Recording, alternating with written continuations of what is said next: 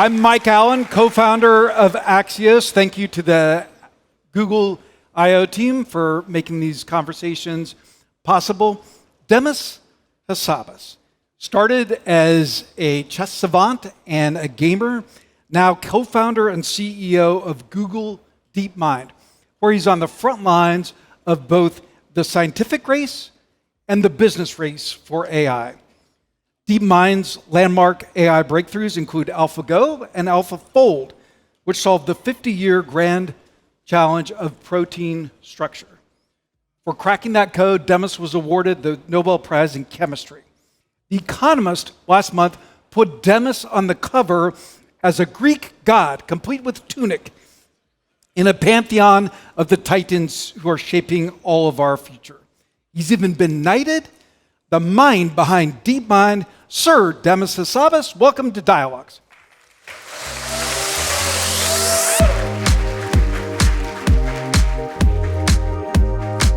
Hey, Mike. Good to see you. Thank you so much for doing this. Oh, thanks for doing it. So, Demis, yesterday at your keynote, where you got, by the way, big applause and even whoops for announcing the Gemini for Science, which is one of your favorites, but you left us with the ultimate cliffhanger. You said, when we look back at this time, I think we will realize we were standing in the foothills of the singularity. Take us one layer deeper. What do you think is going to happen? What do you hope is going to happen? Yeah, I thought people seemed to pick up on that line specifically. You think? Yes, so it was kind of expected, but it's great to be able to expand on it a little bit. So I'm talking a lot about, obviously, AGI being on the horizon. I think we are only a few years away now from the full version of that. And the singularity is a kind of good word, I think, to describe the era that is precipitated by a technology like AGI arriving on the scene. And partly it's because it's going to be so transformative, I think the most important invention ever, that it's hard to make many predictions beyond that horizon because it will change so much.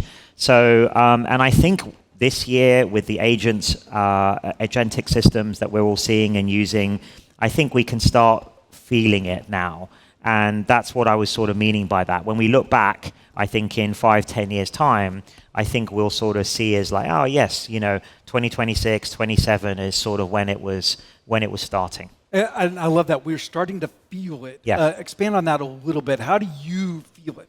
Well, I think all of you, I've been feeling it just by using our own coding systems and coding agents and just vibe coding things, even like little game prototypes in my spare 1 or 2 hours in the small hours of the morning, which would have taken 6 months before.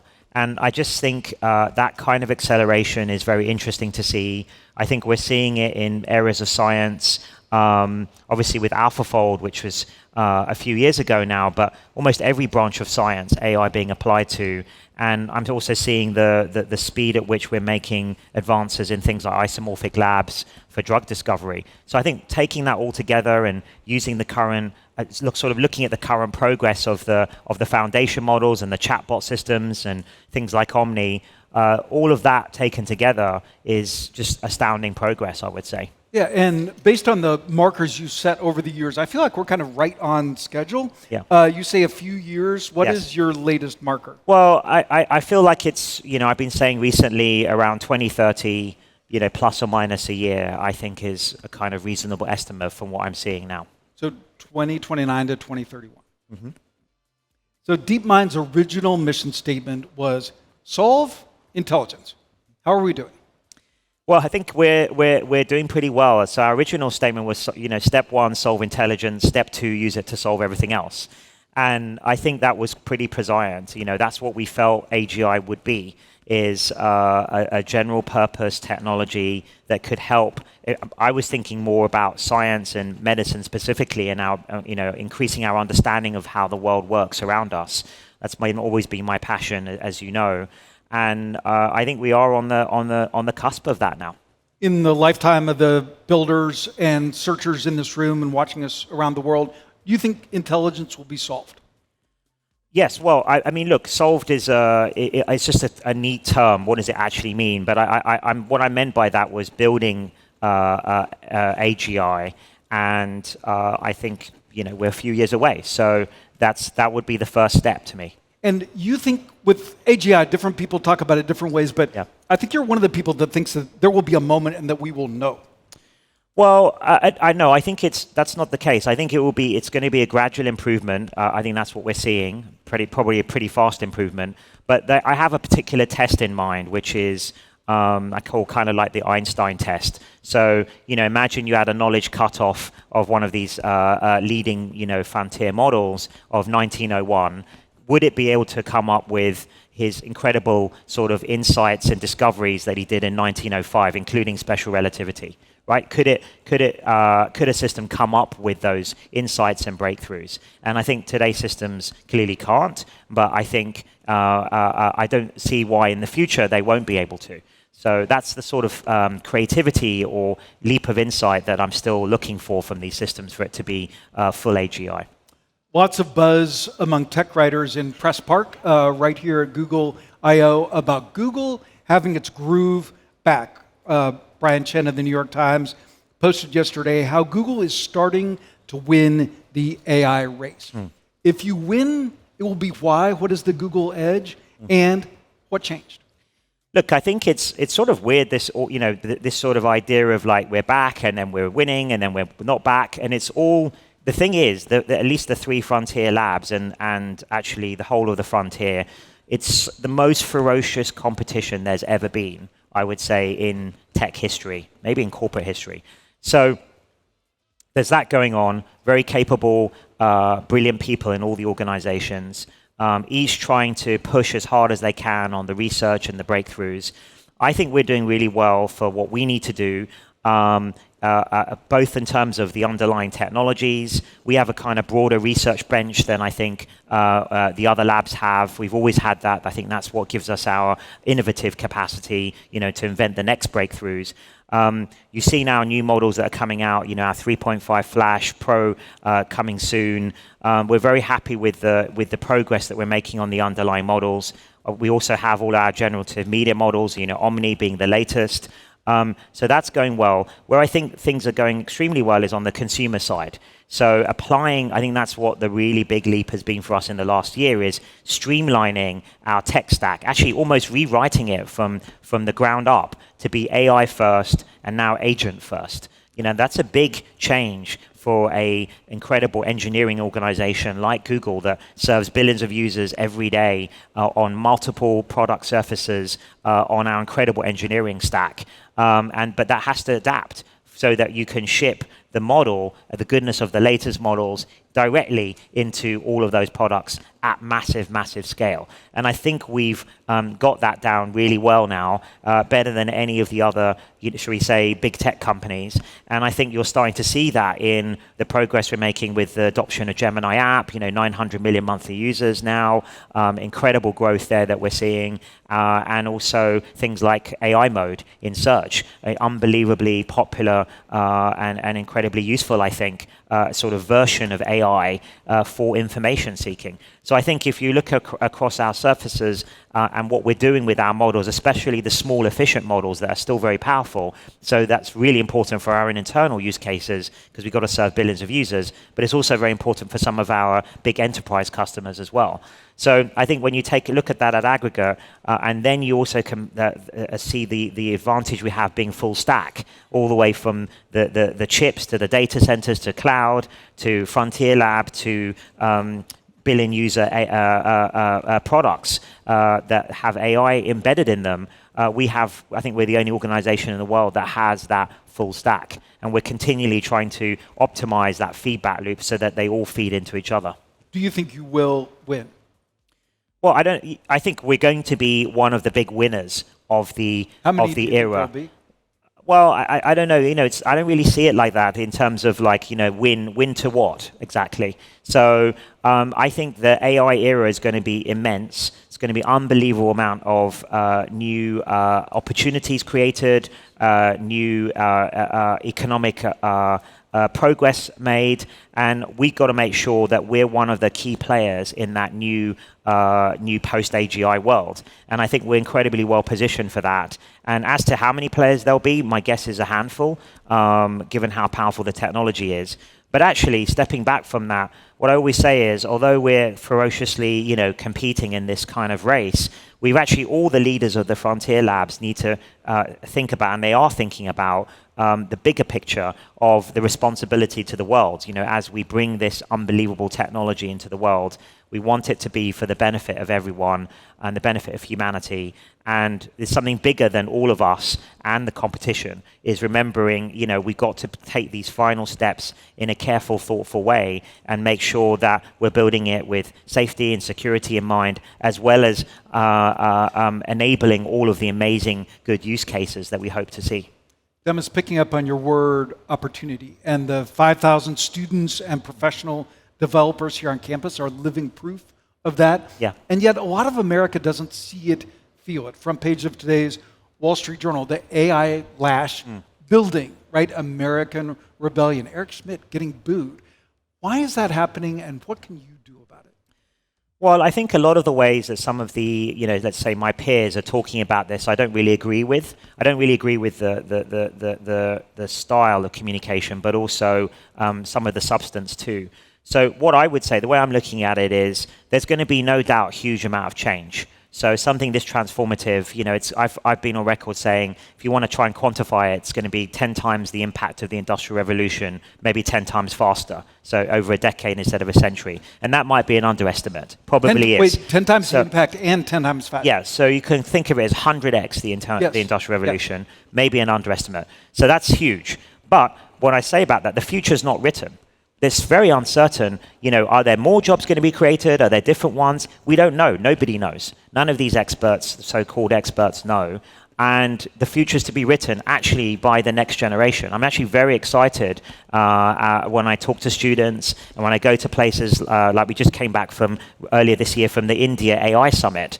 And the youth of India are so excited about what they can do, what these tools will enable them to do, build companies, build applications, compete at the global scale. So this technology is actually democratizing opportunities for what you can build. What would have taken a team of 10, 50 experts to build, maybe a smart kid in their garage can build it themselves. So when I think back to the era I grew up in with computers and home computers, and then there was the internet, and the amount of opportunities that then created for kids of the day, students of the day who grew up native with that technology to actually go on and build the future that we see today. And I think that will happen again with the next generation that's going to grow up AI native.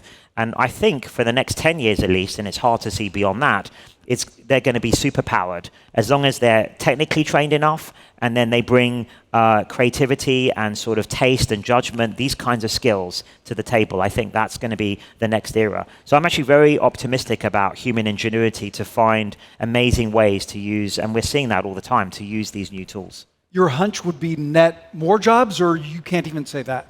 I think there will be changes to the job market, as always there is with any new revolution. But I don't see why there wouldn't be more opportunities. Maybe it will be more like creating startups, 1 or 2 person startups. More entrepreneurial skills will be needed because you have these incredible creative tools. So there's going to be changes, but I think overall it will be better. And then the other thing I would say on the backlash is that I think it's incumbent on the field, our field, the AI field and industry, to show the unequivocal benefits more clearly and more concretely. And that's what we try to do with our AI for science work, and applying AI to advancing science and medicine. So that's why I've spent my whole career working on using these AI tools for things like AlphaFold, as you mentioned, and drug discovery. And I think there's so many areas of science that AI can be applied to, and we're trying to do that. Material science, mathematics, energy sources. So that's what I think we need to show more of, and I hope our other peer organizations do more of as well. Now, Demis, taking your point about style of communication, your other fellow Greek gods on the cover of The Economist, you're proudly a scientist. You're not a doomer. You're not an accelerationist. Why do some AI leaders talk about the negatives of AI? How does that help them? Well, I'm in the middle, so I call myself a cautious optimist. Cautious right? optimist. So I'm optimistic. Obviously, I'm optimistic. Otherwise, I wouldn't have been doing this for 30 years. That the benefits are going to far outweigh the negatives with something like AI. As long as we take our time, we give ourselves the time as society to get this next few years right. We're talking about, the next 100, maybe 1,000 years of human flourishing if we get this right. And all of us are living. But there's a lot of challenges to get that right. So we've got to give ourselves the time to do it rather than just sort of racing to just get the next thing out. And I think that's where we've got to kind of put our attention to and come together to discuss like the bigger impacts that all of this work is going to produce. We have a treat, a clip from The Thinking Game, a remarkable documentary about Demis and DeepMind filmed over 5 years. We have a fascinating scene from your old offices in London. This was not rehearsed or recreated, totally serendipitous. Cameras just happened to be there. Let's watch. Now we had a tool that can be used practically by scientists. These people asking us, I've got this protein involved in malaria or, some infectious disease. We don't know the structure. Can we use AlphaFold to solve it? We can easily predict all known sequences in a month. All known sequences in a month? Yeah, easily. 1 billion, 2 billion. And there so why don't we just do that? Yeah, we should just do that, lad. Well, with like now that's way you can better. really. Why don't we just do that? Well, so that's one of the options. Right. There's this. We should just. We should. That's a great idea. We should just run every protein in existence, and then release that. Why didn't someone suggest this before? Of course, that's what we should do. Why are we thinking about making a service and then people submit their protein? We just fold everything, and then give it to everyone in the world.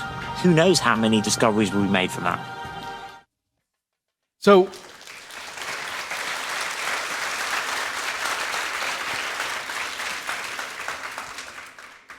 a quote for the ages, an iconic moment. We saw the DeepMind working. Demis, when you said, so why don't we do that? So why don't we just do that? Tell us what was in your DeepMind and what was happening. So look, this is that particular example, and actually I'll just get back to your last question as well about acceleration. This is the type of acceleration that we want, right, in my opinion. So you couldn't get any more accelerations in a sense than what I spent my whole career doing. I think there are so many challenges facing society today, from disease to energy, our environmental ecosystems, climate change. We need technology like AI to come and help us solve these other problems. And the number one, in my opinion, as I said yesterday, is applying AI to improving human health. With AlphaFold, protein folding and predicting protein structures is one of the critical pieces of developing drugs to help with these diseases. Only one piece, but a critical piece. And what was happening there is I just sort of worked out, because AlphaFold was literally in that meeting, because AlphaFold was so accurate, but it's also so fast. So it could fold a protein in a matter of seconds. And then, I knew there were a couple 100 million proteins known to science, and just a back of envelope calculation, I could feel that if we put a certain amount of computers on it, we could fold all of them in a year. So there was no need to set up the normal way of doing this, which is like a server and have people submit their genetic sequences, the amino acid sequences of the protein they cared about, and then you'd go away and fold it for a week and give them back the structure. We could just put all of it out there for free into the world on a huge database run by the European Bioinformatics Institute in Cambridge, and just let everybody around the world, all the researchers around the world, access whatever protein they wanted almost at the speed of a Google search. So that to us felt like, it was obvious to me that was the biggest impact we could do with this breakthrough. So I think that's an example of great acceleration. But on the other hand, I'm not in the camp of the Pollyanna camp of like, well, there's no risk here. There's let it rip. There's no danger. Of course, when we're bringing in something this momentous, as something like AGI, so a new era we're going into, we have to think that through very carefully. And there are going to be challenges and risks, and there'll be ways which we can try and mitigate that. But again, only if we give ourselves enough time collectively to do that. The fact that cameras followed you for 5 years, the fact that you're willing to let them in, you recognize that you're on the frontier of something that will shape humanity. It's hard to see ourselves as others see us. What did you learn from the documentary, either the process or actually watching it? Well, I actually hate seeing myself on camera, so it was a hard thing to agree to, but it's like it's the same film crew that did the AlphaGo movie. If some of you have seen that for the AlphaGo match, and they came along right at the last minute to do that, and I thought it was a really moving documentary recording of like quite an important moment in AI, sort of modern AI history. The big match we had against Lisa Dodds. We just celebrated the 10-year anniversary of that. It's kind of unbelievable, really. In some ways, feels like a century has gone by. In other ways, it feels like yesterday. But and then they proposed to basically be a kind of fly on the wall, and we trusted them with that. And they were, they happened to be around at key moments like that one. It was kind of amazing. They happened to be in that meeting because then they come over every now and again and record a few things. And one of the reasons we agreed to do that is we felt that this is a societal level transformation. This technology. We felt that people would want to know something about the people behind it, what their motivations were, why were they doing this, what do we think the good that can come from it, and I hope that documentary shows that. It seems to have gone down well, and I think does portray. They've done a good job of portraying, what our motivations and passions are. Things like AI for science. Demis, a quick tour of your mind and world. Simulations and robotics. What's going on, and why are simulations such a key milestone? I think simulations are really important. I've been sort of enamored with simulations as long as I've had with AI. In fact, the first real professional thing I programmed was Theme Park, this game I wrote in the 90s, which was both had AI in it, and it was a simulation game, one of the first for both. It came out in 1994. And so I've always seen them as quite complementary. So both in the sense that you can use AI to learn simulations about complex phenomena. So for example, our Weather Next system that we showcased yesterday that helps predict the paths of hurricanes and other extreme weather events much more quickly and more accurately than traditional systems. But also it can provide data for AI systems. So for example, we've been using Genie, our kind of interactive 3D model, to test Waymo cars in very unusual 1 in a billion type situations that you would never see in the real world. So for example, what if you're driving down a road and there's a forest fire around you, or a biplane has done an emergency landing on the motorway, or an elephant's appeared in the road.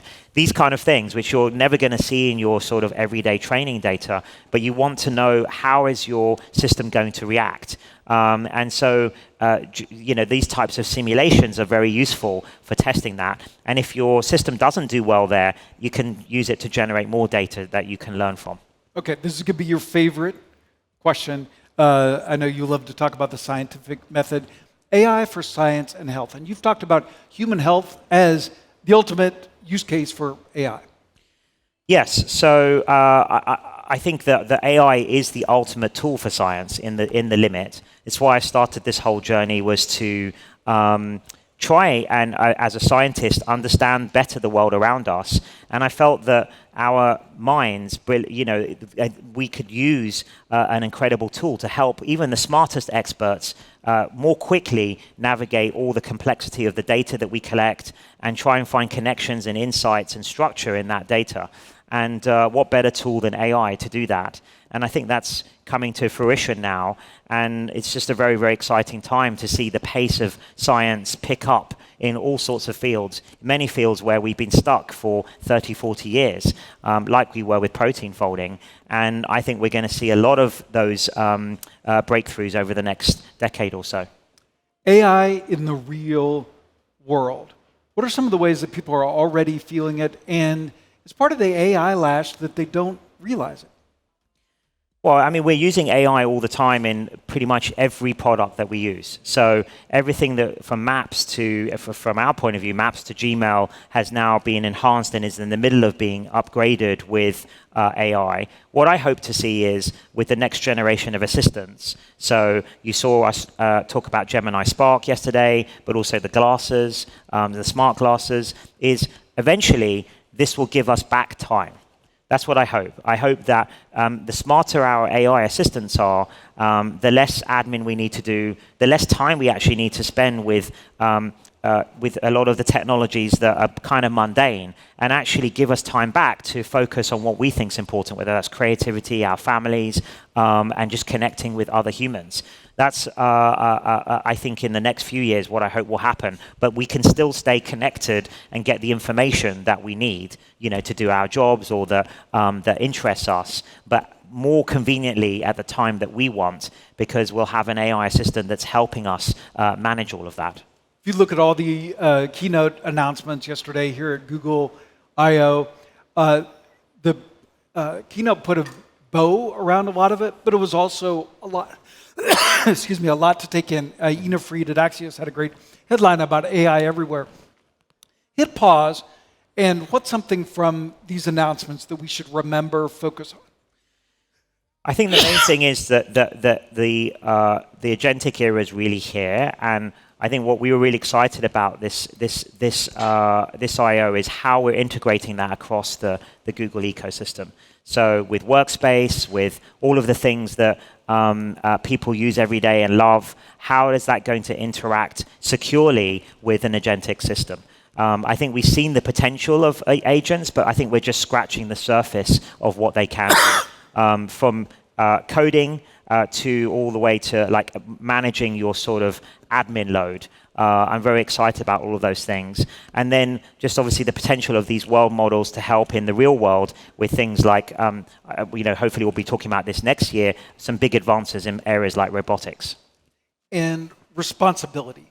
How do you think about that in your work? Does it inhibit? Does it accelerate? How do you think about it? I think it's a critical, it's not really about inhibiting or accelerate, it's a critical part of everything we do. When you're working on this kind of technology and, which we've been for a long time, and you're thinking about the implications, both obviously the enormous, amazing benefits that we're hoping for, but that comes with, it's a dual purpose technology. Those things can be also repurposed by bad actors for harmful ends. So those two things weigh heavily on us, or should do, that are at the forefront and the frontier, and understand both the negative and the positive consequences of what this technology can do. And the last stop on our tour, future vision. Tell us what you know is behind the curtain and what we should be watching for in, let's say, coming months. Well, the big thing that everyone's working at the moment on is this idea of self-improvement. So, of course, we're seeing a sort of a slow version of that with coding agents helping our own engineers get better and more productive with coding. The question is like, what's the next level of that? And I think coding and mathematics are kind of quite special cases because the outputs are verifiable. You can verify whether they're correct, and you can also generate as much synthetic data as you want, right? So I think there's evidence that this is a kind of compounding flywheel. So I think that's a very interesting space that all the leading labs are investing heavily on. And then I think the other area is just to build the reliability and robustness of these systems and consistency, really, of how these systems work, tool use and instruction following, and make sure that they're reliable over long-term plans. So I think, again, that's going to be the next step change for these things. And part of that is making sure that they're robust and safe and secure. I think the more powerful these agents get, and the more we kind of delegate tasks to them, the more we have to make sure from a sort of cybersecurity standpoint, they're doing exactly what we're expecting them to do, and we can monitor that, and they're being done, securely. Okay, so that's a good frame way to think about. Step changes? And you pointed to consistency, right? Like, what would our step change buckets be for, say, 2026? Well, consistency, we shouldn't be seeing, as we get closer to something like AGI, we shouldn't be seeing systems that are brilliant at certain things when posed in certain ways, but they're still tripped up if you present them with a simpler problem, say in mathematics, but you present it in a certain way that it hasn't, is a little bit more out of distribution. And I think that shouldn't be the case for an AGI system, a general intelligence. That's not the case with human intelligence, right? If you're good at one sort of game or one kind of a task, and you give that person a strictly simpler problem in the same sort of domain, they'll be able to solve that problem too, right? But there won't be this kind of jagged intelligence. I think another big area that's missing, and we're focusing on too, is continual learning. How do you have systems that learn after their training, after they've been released out into the wild? How can they adapt and learn further? And that's also related to personalization and making sure that the systems are kind of personalized to the extent that you want as the user to your particular context. Last one on the future. A year from now, Google I/O 2027, what do you think we'll be talking about? What will be the centerpiece? I think there'll be a lot more agents in the real world kind of embedded in our workflows. I think we're starting to see that now. I think over the next year that will mature.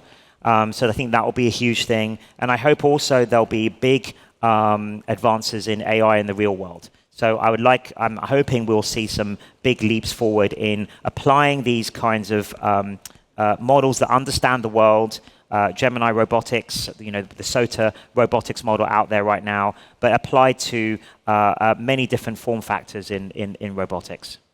And AI in the real world, I think something you've talked about as an example, Hurricane Melissa, and how AI can be used in weather forecasting. Yes, so that was one of the examples we showed yesterday of an incredible way that we can use AI and simulation. So weather, I think it's a very complicated dynamic system. Involves solving a lot of equations in the traditional way, Navier-Stokes equations, fluid dynamics. So these kinds of traditional systems take weeks to run, and they're kind of limited in how far ahead they can look.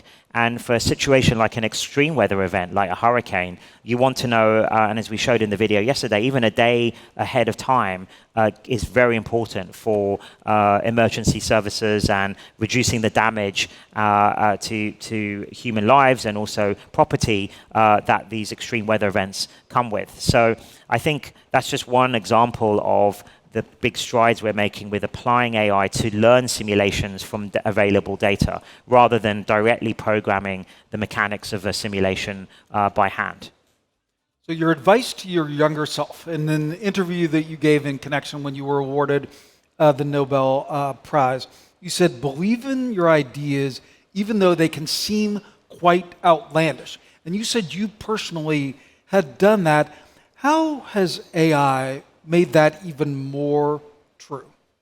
You said having confidence in your ideas from the very earliest stage makes all the difference. Well, I think you need to have confidence in your ideas on anything big if you're going to stand a chance of achieving it. That's very clear. But I also think that it's not really just about confidence. It's also your passion and your belief in how important that work is. So when I talk about AI, for example, obviously, we're here today where AI is the biggest thing that the world's talking about. And I think that we always imagined, went back when we started DeepMind in 2010 and before then, that could happen.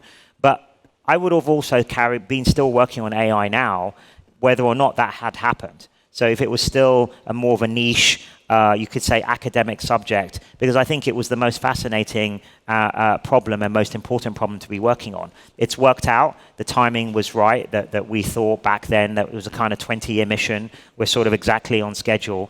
But I would have been doing it anyway. So it's a little bit beyond confidence. It's a sense of like almost obsession with that problem and it being the right problem and the most interesting problem, at least for my mind and the way that my mind works and the passions that I had. That was my expression of trying to advance science, was to build this amazing tool that was also an interesting scientific artifact in of itself. So what more of an interesting thing could one spend your life and career on? That's how I felt when I was, 30 years ago when I first started on all of this.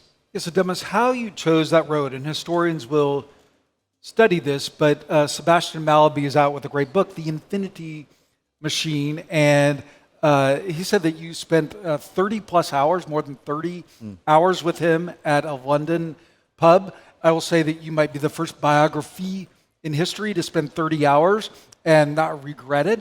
But this book boils down your choice to, you chose to use your mind, your skills to understand the universe. Tell us that road taken and roads that you didn't take.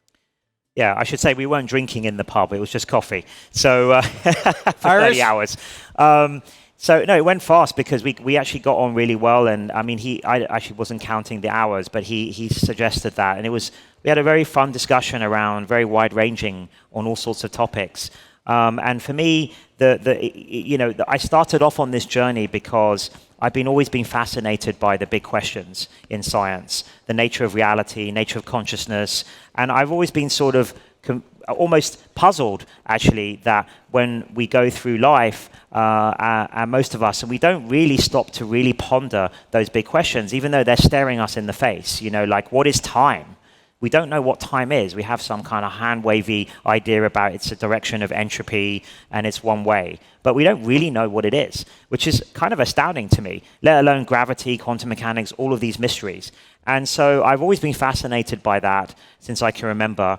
And normally when you're fascinated by those questions, you go into physics. So physics was my favorite subject at school. But I started reading biographies of all the greats. My favorites are like Feynman and obviously Einstein, Weinberg, all of these types of brilliant physicists. And what I realized is that, or at least for me, post-war, post-1970s, we hadn't really made much progress, in my opinion. We made a lot of progress at the beginning of the 1900s, like Einstein and Heisenberg and so on. But then towards this latter part of the 20th century, we hadn't made that much progress. And I was kind of wondering why this was. And I felt that it was like maybe we're reaching the limit of what the human mind can comprehend and understand, even the most brilliant minds, like people like Feynman, without the aid of some new tools.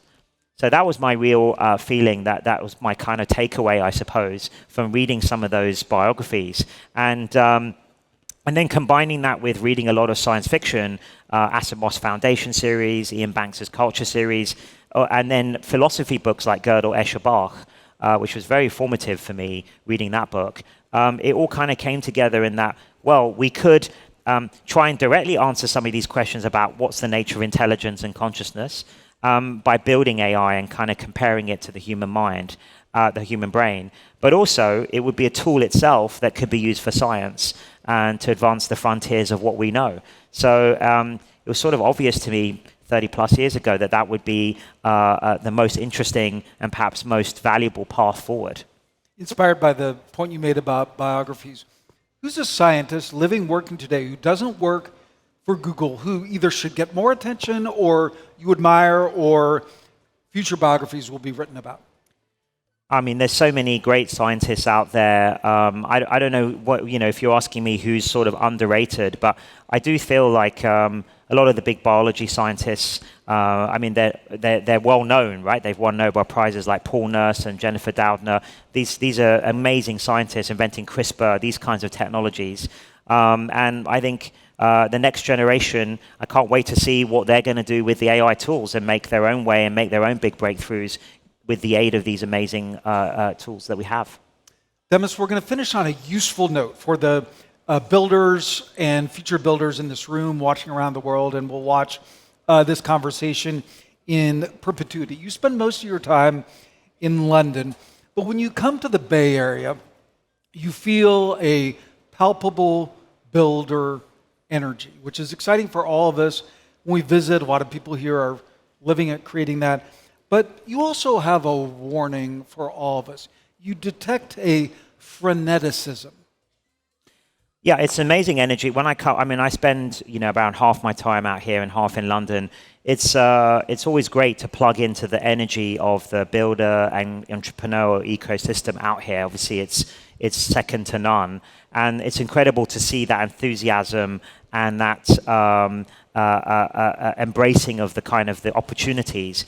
But I would also say I do also detect, as you say, this kind of frenetic rush as well. And I think that that's not conducive to thinking deeply about hard topics for a long amount of time. So I think a lot of the next advances are going to be in deep tech, using AI, maybe applying to another area of hard science. I think there's a lot of opportunities there. And you're going to have to go at that for many, many years before there's a sort of result. So I think having some sort of quieter, reflective moments where you can think very deeply about what you're planning, not just rushing in the next thing that you see. The kind of, I think a lot of the times, speed is favored over the direction.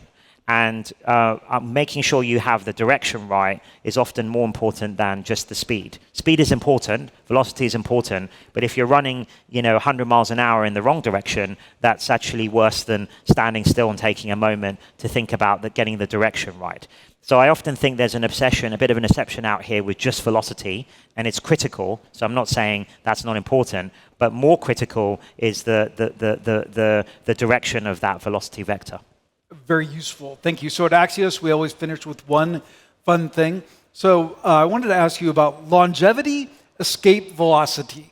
The idea is if you and I can live 5 more years, say we'll live forever. How much stock do you put in that notion, and what are you doing to make sure that you make it? I don't really worry about that kind of question. I'm very pragmatic when it comes to these things. So what I'm trying to do with isomorphic and what we try to do with AlphaFold is use these technologies to cure terrible diseases. That's the number one thing I can think of using AI for. Now, when it comes to aging, I know lots of aging researchers and scientists. There are lots of companies trying to work on this. There's lots of theories about what it is. Is it the culmination of all diseases? Is it a disease itself? Does it need to be reprogrammed? There's a lot of theories out there. I think that we should start with just by solving existing terrible diseases we know about. That will help us live longer and more healthy lives. And then let's see what's remaining. And then we'll take it from there. And what is your personal health obsession? So sometimes you have a whoop, right? Yeah, sometimes, yeah. No, well, try to stay as healthy as possible while we're in the very few spare minutes I don't have. I don't sleep enough. That's one of the main issues I've got to try and address. What's your average sleep? Well, I try to get 6 hours, but sometimes I fail. Thank you to Google I.O. and Demis Hassabis. Thanks for an incredible conversation. Thanks, Mike. Thank you. Thank you.